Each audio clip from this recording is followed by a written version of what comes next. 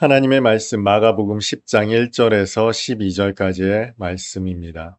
예수께서 거기서 떠나 유대 지경과 요단강 건너편으로 가시니 무리가 다시 모여들거늘 예수께서 다시 전례대로 가르치시더니 바리새인들이 예수께 나와 그를 시험하여 묻되 사람이 아내를 버리는 것이 옳으니까 대답하여 이르시되 모세가 어떻게 너희에게 명하였느냐 이르되 모세는 이혼 증서를 써주어 버리기를 허락하였나이다. 예수께서 그들에게 이르시되 너희 마음이 완악함으로 말미암아 이 명령을 기록하였거니와 창조 때로부터 사람을 남자와 여자로 지으셨으니 이러므로 사람이 그 부모를 떠나서 그 둘이 한 몸이 될지니라. 이러한즉 이제 둘이 아니요 한 몸이니 그러므로 하나님이 짝지어 주신 것을 사람이 나누지 못할지니라 하시더라. 집에서 제자들이 다시 이 일을 물으니 이르시되 누구든지 그 아내를 버리고 다른 데 장가드는 자는 본처에게 간음을 행하며 또 아내가 남편을 버리고 다른 데로 시집가면 간음을 행함이니라. 아멘. 아마 여러분도 그런 상상 해보셨을 겁니다. 훗날 여러분이 예수님 앞에 가게 되셨을 때 여러분 주님께 어떤 얘기하고 싶으십니까?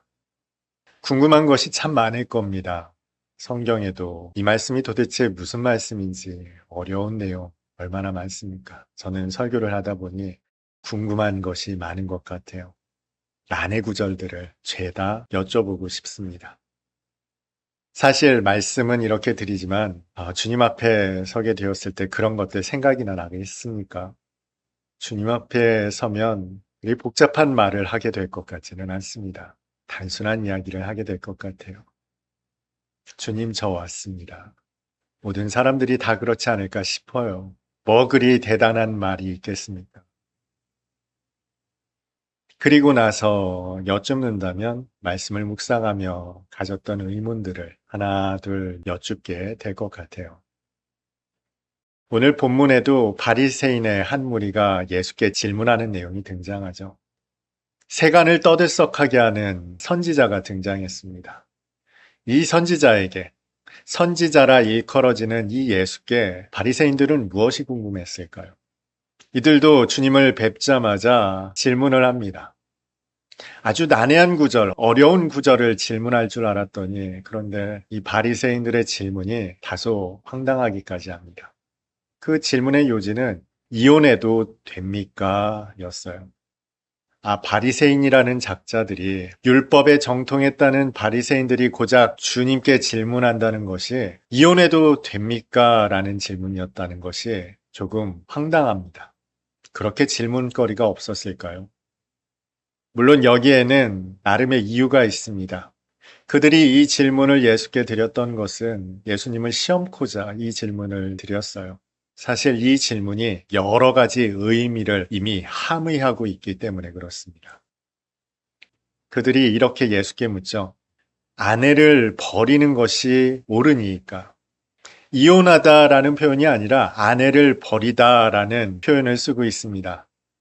이미 이 말 속에 윤리적으로 정서적으로 비난이 포함되어 있는 질문이었어요.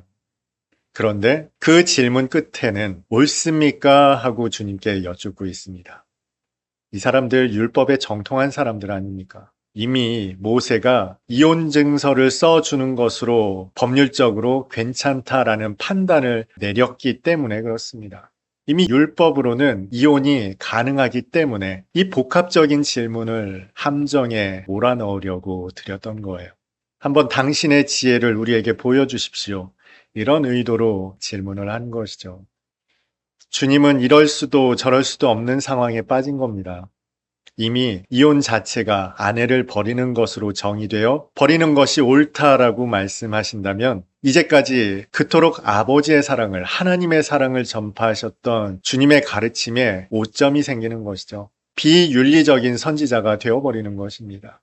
그렇다고 불가하다 한다면 모세 율법을 거스르는 내용이기 때문에 이 또한 합당하진 않습니다. 이래도 안 되고 저래도 안 되는 질문을 예수께 드렸던 거예요. 그러나 주님께서는 이런 경우가 한두 번이 아니었죠. 이미 이전에도 이런 일을 겪으신 일이 있습니다. 한 무리가 음행하다 잡힌 여자를 현장에서 체포해서 예수께 끌고 왔습니다. 그리고 당장이라도 돌로 쳐 죽일 기세로 주님께 묻습니다. 모세 율법에는 이런 여자 돌로 쳐 죽이라고 했는데 당신은 어떻게 말씀하시겠습니까? 주님은 사랑을 강조하셨고, 그러나 율법은 이런 여자는 돌로 쳐 죽이라고 말하고 있었습니다. 이럴 수도 저럴 수도 없는 상황에서, 그런데 예수께서는 스스로 판단하는 결정을 내리지 않으셨어요. 그리고는 사람들에게 이렇게 말씀하시죠. 너희 중에 죄 없는 자가 먼저 돌로 쳐라. 너희 스스로가 판단하여 결정하라. 그들에게 판단을 넘기셨습니다. 그러나 그 판단을 수용할 수 있는 사람은 아무도 없었죠. 누가 죄가 없겠습니까? 누가 감히 돌을 들어서 쳐 죽일 수가 있겠어요? 사람들은 슬그머니 돌을 버리고 꽁무니를 내뺐습니다. 주님의 지혜가 이렇습니다. 이럴 수도 저럴 수도 없는 상황에서 그들에게 판단을 넘김으로써 그녀를 살릴 뿐만 아니라 그녀를 용서해 주시는 은혜를 베푸셨어요. 오늘의 경우도 주님의 지혜라면 충분히 그렇게 하실 수 있겠죠. 판단을 유보하시고 그들의 객에 빠지지 않으실 수 있습니다. 그들이 제 꾀에 넘어지게 하실 수 있단 말이에요. 그런데 오늘의 경우는 달랐습니다. 주님께서 판단을 내리셨습니다. 율법에는 어떻게 되어 있느냐? 이혼 증서를 써주는 것으로 이혼할 수 있습니다. 사람들이 대답하니까 그렇지가 않다 하시면서 이혼은 불가하다라는 한쪽으로 치우친 입장을 내놓으세요. 바리새인들이 예수께 질문했을 때는 그들도 나름 오랫동안 생각을 해왔을 겁니다. 이 문제는 그렇게 쉽게 판단할 수 없는 문제라는 것을 그들은 인지하고 있었어요. 그런데도 예수께서 한쪽으로 치우친 판단을 내리신다면 그들은 어떻게든 그들이 이제까지 논쟁해왔던 이야기들로 예수님을 공박할 수 있었을 겁니다. 주님, 이러면 안 되지 않습니까? 이건 문제가 되지 않습니까? 하면서 예수를 시험코자 했던 그 수많은 논거들을 쏟아낼 수 있었을 거란 말이에요. 그럼에도 불구하고 예수께서 한쪽으로 치우친 판단을 내려버리셨습니다. 그렇지가 않다. 너희가 완악함으로 모세가 그렇게 이야기했을 뿐이지 하나님의 뜻은 그렇지 않다 하시며 절대로 이혼할 수 없음을 말씀하세요. 주님의 말씀이 조금 마음에 걸렸는지 제자들까지도 집에 들어가서 주님께 다시 한번 여쭙죠. 그러자 예수께서 아주 율법적으로 그들에게 가르치십니다. 그런데 여러분, 왜 주님께서는 지혜롭게 그 상황을 무마할 수 있으셨음에도 정면으로 그들의 질문에 답하셨을까요? 주님의 답변 속에는 큰 의미가 담겨 있어요. 갈릴리에서 사역을 마치시고 이제 예루살렘을 향해 가시던 주님이셨습니다. 마지막 사명을 위해서 예루살렘을 향해 가고 계셨어요. 예루살렘에 도착하시면 고난이 있고 십자가 죽음이 남겨져 있습니다. 그 마지막 여정에 바리새인들은 말도 안 되는 질문을 가지고 주님을 시험코자 나왔어요. 그리 중요하지도 않은 이혼 문제를 들고 나왔단 말이에요.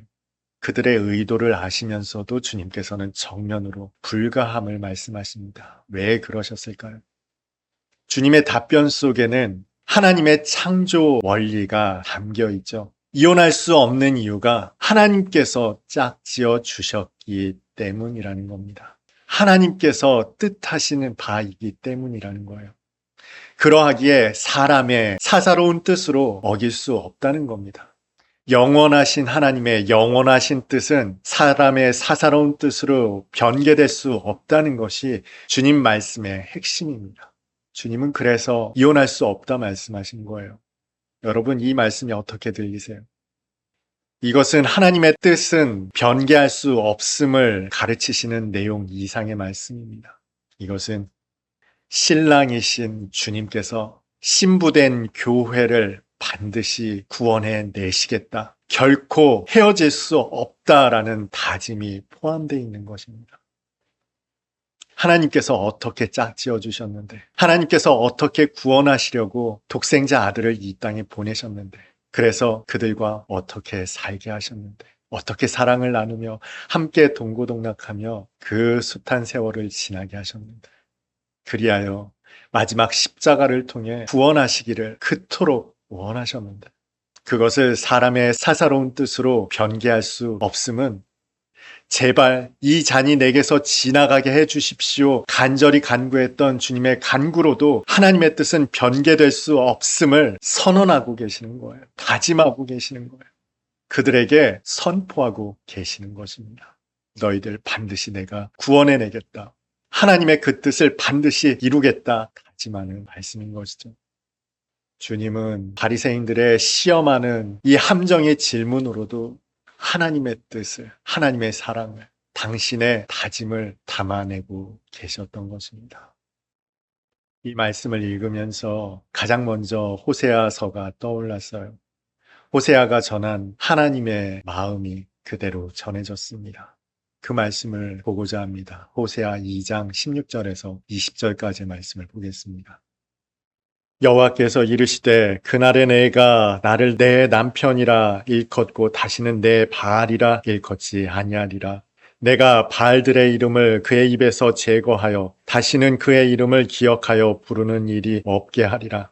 그날에는 내가 그들을 위하여 들짐승과 공중의 새와 땅의 곤충과 더불어 언약을 맺으며 또 이 땅에서 활과 칼을 꺾어 전쟁을 없이 하고 그들로 평안히 눕게 하리라. 내가 내게 장가들어 영원히 살되 공의와 정의와 은총과 긍휼이 여김으로 내게 장가들며 진실함으로 내게 장가들리니 내가 여호와를 알리라. 하나님께서 이스라엘을 어떻게 신부 삼으시는지 단적으로 보여주시는 말씀입니다. 영원하신, 불변하시는 하나님께서 이스라엘을 신부 삼으실 때 결코 변개하지 않으실 것을 다짐하시는 하나님의 다짐이 이 말씀 속에 담겨 있죠. 그 아버지 그대로 아들께서도 오늘 말씀 속에서 다짐하고 계시는 거예요. 결코 간음하지 않을 것이며 결코 신부를 버리지 않을 것임을 다짐하고 계신 것입니다. 그 다짐과 동시에 반드시 그 신부를 어떠한 죽음에서라도 어떠한 사망에서라도 건져내실 것임을 다짐하시는 주님의 다짐이 오늘 말씀 속에 선명하게 기록되어 있는 것이죠. 제자들은 주님의 이 가르치심 속에서 그 다짐은 듣지 못했을 겁니다. 그들이 너무나 선명하게 기억하고 있었기 때문에 마가는 오늘의 말씀을 이렇게 기록하고 있는 것입니다. 훗날 그들이 예수님의 말씀을 떠올렸을 때 바리새인들과 단순히 설전을 벌이고 계시는 주님으로 생각했던 그 사건이 자신들을 향한 구원의 다짐이셨음을 떠올렸을 때 그들 마음이 어땠을까요? 하나님의 말씀은 변개함이 없습니다. 하나님의 뜻은 반드시 성취됩니다. 사람의 사사로운 뜻으로 변개할 수 있는 것이 아닙니다. 여러분, 이것이 여러분의 자유를 억압합니까? 여러분의 자유로운 삶을 억압합니까? 그러나 그 불변하시는 사랑으로 당신의 자녀들을 구원하시기를 작정하신 하나님은 저와 여러분을 반드시 구원하실 것입니다. 반드시 하나님의 자녀로 예수 그리스도의 신부로 이끌어내실 것입니다. 하늘의 천사도 죽음도 그 하나님의 사랑에서 끊어낼 수 없기에 그 지독한 하나님의 사랑을 힘입어 오늘도 신부된 교회는 저와 여러분은 이 험한 세상을 하나님의 나라로 살아갑니다. 이혼할 수 없는 주님의 사랑을 바라보고 의지하며 오늘도 이 믿음의 여정을 걸어 나아가기를 다짐하는 저와 여러분 다 될 수 있기를 주님의 이름으로 축복합니다.